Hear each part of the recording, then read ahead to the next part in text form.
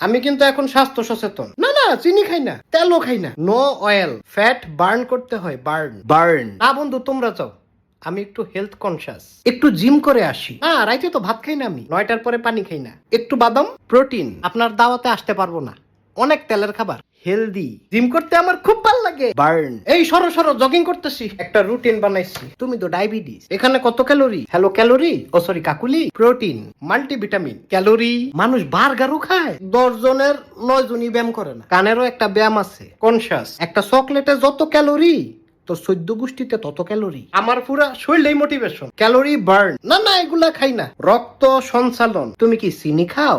ভাই। তুমি বিষ খাও। তেলের খাবার খাওয়ার লেগা ফোন দিবি না। হেলথ কনসিয়াস, জিব্বার একটা ব্যায়াম আছে, অ্যাক্টিভ। হ্যাঁ, আমি তো অ্যাপ দিয়ে সব ডায়েট কন্ট্রোল করি।